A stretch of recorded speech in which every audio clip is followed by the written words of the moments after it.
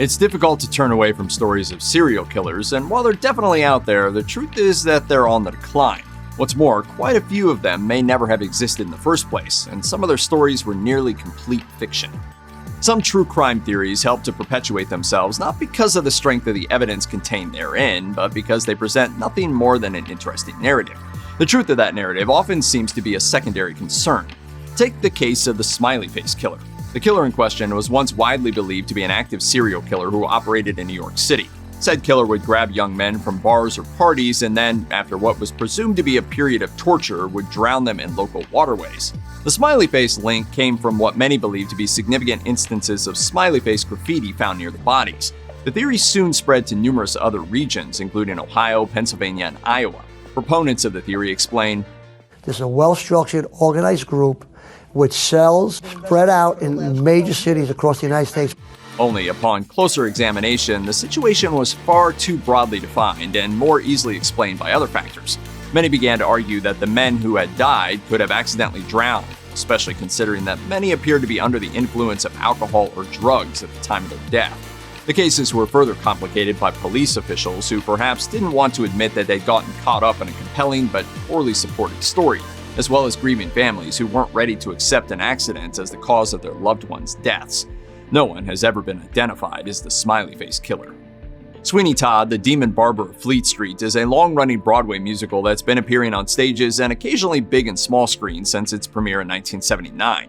The musical was based on earlier stories of a murderous barber who operated in London long ago. But was Sweeney Todd real, as some have wondered? It certainly seems like it could have happened. Men of 19th century London did visit barbers who wielded wickedly sharp straight razors that could have easily been used by a malicious person to cut a throat. And it's not like 19th century police had the kind of resources to track every missing person in the city. So is there a string of killed or missing men from that time and place who also happened to visit the Demon Barber? Not really. The first known appearance of Sweeney Todd comes via an 1846 penny dreadful. These sensationalist, cheaply produced tales of terror can't exactly be taken as substantiated fact, even though it's rumored to have been based on an earlier story, thought to be little more than urban legend. And researchers who have dug into the historic record can't find a telltale trail of dead or missing people.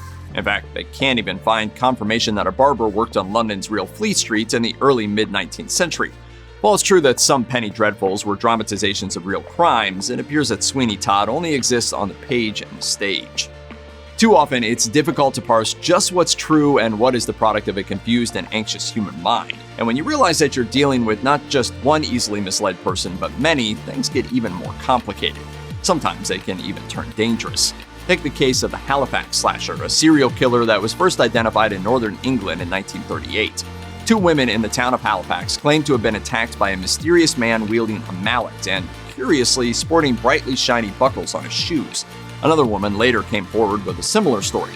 Soon enough, groups of concerned citizens were forming ad hoc security groups. That could have been fine, except they apparently weren't any good at identifying the potential serial killer in their midst. They attacked a number of innocent men, dealing out real-world violence. Meanwhile, more and more people began to panic, and some businesses even closed temporarily to avoid violence. Eventually, officers from Scotland Yard were called in.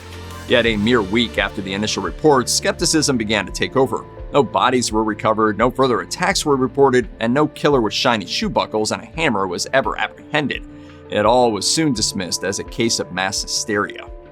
Many true crime sources will report on the case of the Polish serial killer known as the Red Spider as if it were a verifiable fact. He's even appeared in textbooks like Serial Killers Around the World, which reports that the Red Spider was a man known as Lucien Staniak who killed along mass transit lines. He's even believed to have gone so far as to kill victims right inside train cars, seemingly careless of the danger that he would be caught in the act. He's even had a film made about him titled, naturally enough, The Red Spider. Staniak, however, likely didn't care about being caught because he was never real to begin with. According to a film review for The Red Spider in Variety, there's practically no evidence to support the Red Spider story. At the time the film was released, even the press notes for the film admitted that Staniak wasn't real. Perhaps most tellingly, no one's been able to produce police reports or court records that, for other known serial killers, usually supports the claim that they're real. For 15 years, German police thought they had a major case on their hands. Not only was there an unidentified killer leaving DNA around at least 6 crime scenes, but that serial killer was a woman.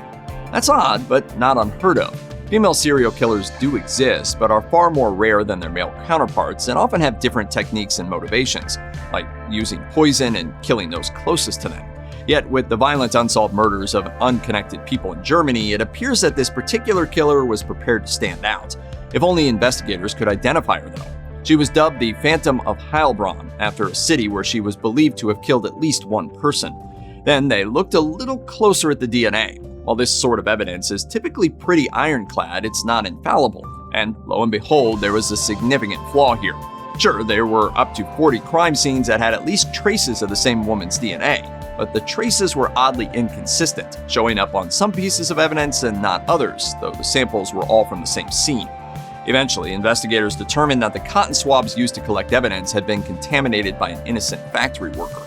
The Phantom of Heilbronn wasn't just non-existent, but it distracted the police from finding the real killers for well over a decade.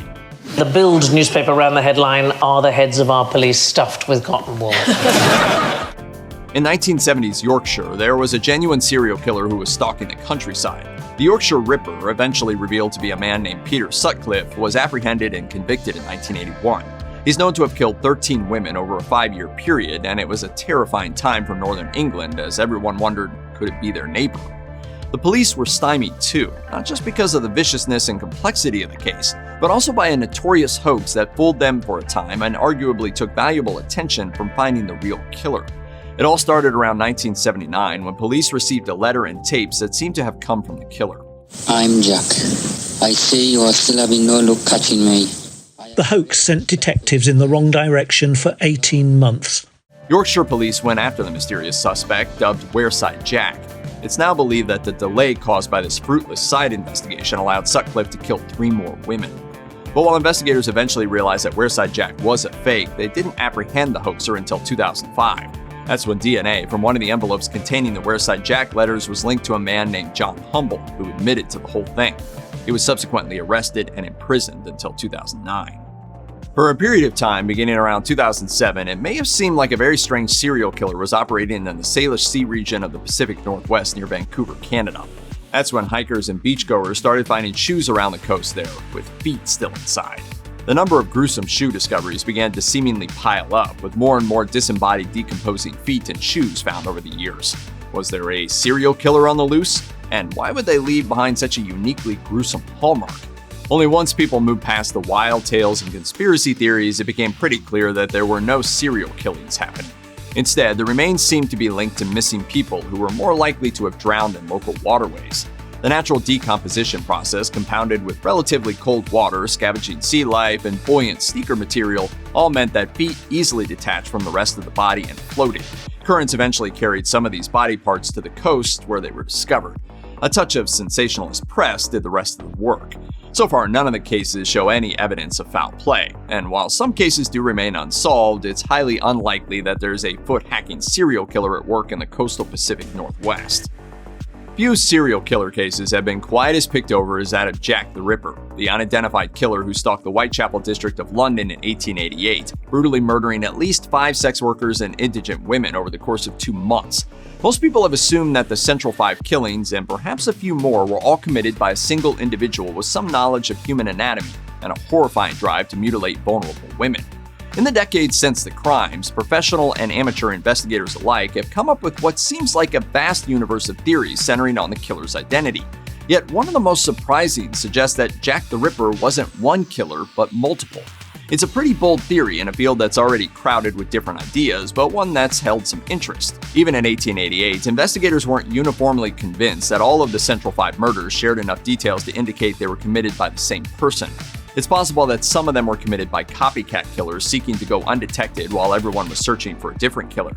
Did these copycat killers actually exist, or is it another dead end? It's likely we'll never know. Elizabeth Bathory was a fabulously wealthy and powerful Hungarian countess born in the 16th century, and one of the most notorious figures on all of true crime.